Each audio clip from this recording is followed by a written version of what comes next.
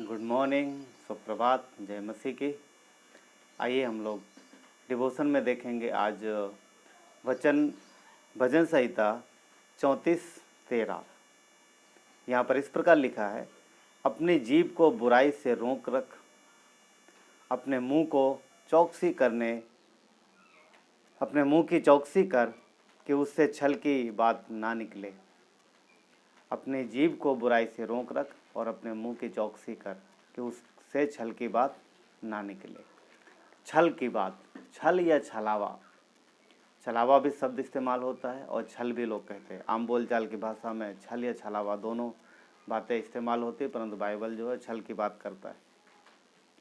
तो छल ऐसा होता है कि व्यक्ति सामने वाले व्यक्ति के साथ बहुत मीठा बन जाता है और बहुत ही उसका हितैषी बन जाता है और वो दोस्त बन के छल करता है ताकि अपना वो फ़ायदा कर सके, यानी अपना काम निकाल सके और दूसरे को नुकसान पहुंचा सके या फिर सिर्फ उसको नुकसान पहुंचा सके। कई बार उसका मकसद होता है सामने वाले को नुकसान पहुंचाना, तो ये सीधे तौर पे नुकसान ना पहुंचा करके छल के माध्यम से, यानी धोखा देना या फिर छल करना, छलावा। अगर हम देखें तो सबसे पहले जो छल है, सबसे पहले अगर आप देखोगे तो शैतान ने छल किया मनुष्य के साथ और हम सब ये बात जानते हैं। छल की एक खासियत ये होती है कि जब आदमी जब छला जाता है, यानी जब छलावे में फंस जाता है, तो छल की एक खासियत ये होती है कि सामने वाला व्यक्ति जो उसे छल रहा है उसकी हर एक बात उसे सही लगती है और उसके द्वारा दी गई हर एक वस्तु उसे अच्छी लगती है पहले, जब तक वो उस छलावे में फंसता नहीं है। सेम बात हुई अदन के बगीचे में, जब शैतान ने झूठ बोल करके हवा को फंसाया और अपनी मीठी मीठी बातों में बहला लिया, फसला लिया और उसने उससे छल करवाया। तो जब तक उन्होंने फल नहीं खाया उन्हें पता नहीं चला कि वो छले गए, उन्हें नहीं पता चला। उन्हें शैतान के द्वारा कही जा रही हर एक बात सही लग रही थी और इसी के चक्कर में हव्वा ने फल खा लिया। छलावा में एक खास बात होती है, वो है झूठ। और झूठ इस तरीके से पेश किया जाता है बिल्कुल कि वो सत्य लगे, बिल्कुल इस तरीके से पेश किया जाता है कि जैसे कि वो सत्य लगे और इस तरीके से भी कि सत्य से बढ़ के लगे। कई बार ऐसा लगता है इसमें कोई भी डाउट नहीं, नो डाउट, कोई शक नहीं, बिल्कुल सत्य है। झूठ की ये एक खास बात होती है जहाँ पर छलावे में इस्तेमाल किया जाता है। और हम देखते हैं कि शैतान ने यहाँ पर अदन के बगीचे में इस झूठ का इस्तेमाल किया बिल्कुल सच्चाई के तरीके से, और उन्होंने सच माना इस बात को सच माना। इसीलिए बाइबल झूठ शैतान के द्वारा उत्पन्न हुआ बताती है और शैतान को झूठ का पिता कहती है। यूहन्ना 8:44 में हम देखते हैं कि परमेश्वर मसीह यीशु ने शैतान को झूठ का पिता कहा है कि सारी बातें जो भी उसके मुंह से निकलती हैं, जो भी उसके झूठ उसी के द्वारा उत्पन्न हुआ। और इतना ही नहीं, वो मनुष्यों का इस्तेमाल करता है दूसरे मनुष्यों को धोखा देने के लिए, खास तौर पर परमेश्वर के लोगों को धोखा देने के लिए। यदि आप देखो तो जोशुआ की किताब में, यहोशू की किताब में, यहोशू के 9 अध्याय में यदि हम देखते हैं तो गिबोनी लोग वहाँ पर थे जब ये यहोशू जो ज़मीन को जीत रहा था, जो वादे के देश को कैप्चर कर रहा था। परमेश्वर ने उसे बोला था कि उस वादे के ज़मीन पर जाकर के जो लोग हैं उनसे लड़ो और मैं हूँ तुम्हारे साथ। तो कई सारे देश इन्होंने जीत लिए। वचन कहता है जब उन्होंने एक को जीता उसके बाद गिबोनी डर गए और उन्होंने, जबकि उनके बीच में ही रहते थे, आसपास ही रहते थे। अगर आप पढ़ोगे यहोशू का 9 अध्याय तो वहाँ पर आपको ये मिलेगा कि गिबोनी उनके बीच में रहते थे और परमेश्वर की आज्ञा ये थी कि इन सबको हटाया जाए। और वो डर गए।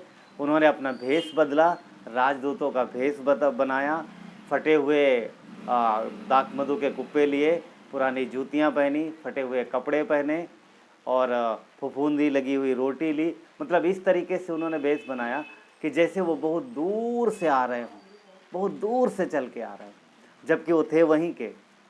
और वो यीशु के सामने आते हैं, यीशु से मिलते हैं और यीशु कहता भी क्या पता तुम हमारे बीच में रहते हो। तो उन्होंने प्रूफ दिया। उन्होंने दाखमधु के वो दिखाए कुप्पे जिसमें वो दाखमधु भर के लाए थे। ये देख फटे हैं, पुराने हो गए, ये देख मेरी जूतियाँ, ये देख मेरे कपड़े, देख रोटियाँ जब हम लोग लेके निकले थे तो गर्म और ताज़ी थी, पर अब देख इनमें फफूंद लग गई है। तो कहने का मतलब ये है कि जब इंसान को छला जाता है, छलावा, तो उसमें प्रूफ भी दिए जाते हैं जो कि सत्य दिखते हैं परंतु होते झूठे। ये ध्यान रखना एक बात। छल में खास बात यह है कि जो प्रूफ, जो एविडेंस दिए जाएंगे, जो रखे जाएंगे सामने, वो सत्य लगेंगे, सत्य होंगे भी, परंतु वो झूठे भी होंगे। सत्य दिखते हैं, सत्य दिखेंगे पर झूठ होंगे। क्या रोटियां फफूंद लगी नहीं थी? क्या कपड़े फटे नहीं थे? क्या उनके जूते घिसे नहीं थे? क्या दाखमधु के जो कुप्पे थे वो फटे नहीं थे? सारे जो चीज़ें थी सब बिल्कुल सही थी, पर क्या वो सच था?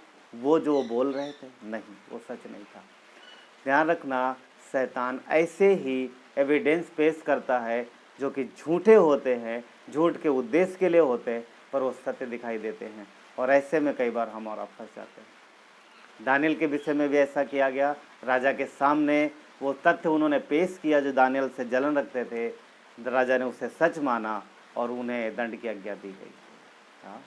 पर हमारा परमेश्वर जो झूठ को उजागर करता है, छल से बाहर निकालता है हमें, परंतु परमेश्वर का वचन हमें सिखाता है कि हम छल से बचें और ना स्वयं अपने मुंह से कुछ बुराई करें और ना ही हम इन सब छलावों में फंसें। अगर आप परमेश्वर पे भरोसा करते हैं तो इन छलावों में बच जाएंगे।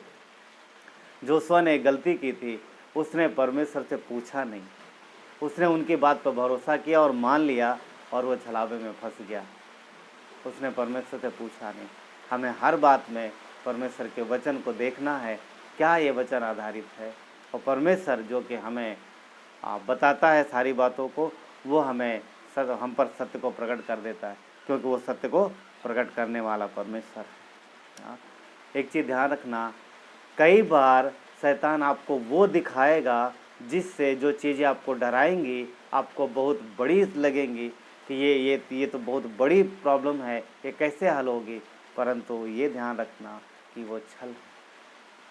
हमारा परमेश्वर सामर्थी है, हर एक चीज़ पे उसका नियंत्रण है, हर एक चीज़ को वो आप पूरा कर सकता है और करता भी, और हमें और आपको बचा सकता है। इसलिए उसके छल में, उसके झूठ में मत फंसना। परमेश्वर हमारा परमेश्वर है, मसीह यीशु हमारा बचाने वाला है, वो हमारी ओर है। परमेश्वर हमारी ओर है, शैतान छलावा लेके आता है, इसलिए हमें सावधान रहना है। नीति वचन 26:24 कहता है, जो बैरी बातों से अपने को भोला बनाता है परंतु अपने भीतर छल रखता है। कहता है कि अगर दुश्मन कई बार मित्र बन जाता है परंतु उसके मन में हमेशा छल रहता है।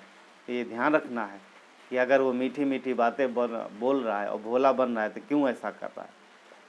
वचन 26 कहता है, अध्याय 26 नीति वचन का वचन 25 कहता है, उसकी मीठी मीठी बातों की प्रतीति ना करना, विश्वास मत करना। क्यों? क्योंकि वो छल है, वो छल है, क्योंकि उसके मन में 7 घिनौनी वस्तुएं रहती हैं।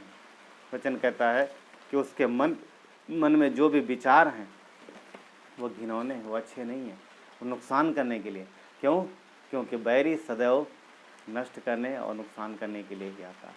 तो छलावा जो कि बहुत ही सावधानीपूर्वक और बिल्कुल सत्यता प्रकट करते हुए दिखाया जाता है शैतान के द्वारा, इसलिए हमें डरने की ज़रूरत नहीं है, क्योंकि वो कई बार कुछ ऐसी चीज़ें दिखाएगा जो कि वाकई सत्य होंगी नहीं, परंतु वो हमें वो छलने के लिए, यानी हमें फंसाने के लिए ऐसा करेगा। तो परमेश्वर का वचन जो कि हमारे पाँव के लिए दीपक और मार्ग के लिए उजियाला है, तो सारी चीज़ों को प्रकट कर देता है। यीशु ज्योति है, वो अंधकार को दूर करता है, शैतान के सारे अंधकार को, सारे छलावे को दूर करता है। तो परमेश्वर आपको आशीष दे। आइए प्रार्थना करते हैं। पिता धन्यवाद आज के इस वचन के लिए। परमेश्वर हम सबके जीवन में आशीष लेके आओ प्रभु, और हम शैतान के द्वारा किए जा रहे छलावे से बच सके। और आपके सामर्थ्य हाथ पर परमेश्वर आपके सामर्थ्य पर विश्वास कर सके। आप प्रेम हो, आप परमेश्वर, आपका प्रेम हमारे लिए है और आपका प्रेम कभी बदलता नहीं। वचन कहता है कि परमेश्वर प्रेम है। प्रभु आप हमसे प्रेम करते हैं, आप हमेशा हमारी मदद और सहायता के लिए तैयार। धन्यवाद देते हैं परमेश्वर, आपकी महिमा करते हैं, मसीह यीशु के नाम से मांगते हैं, आमीन।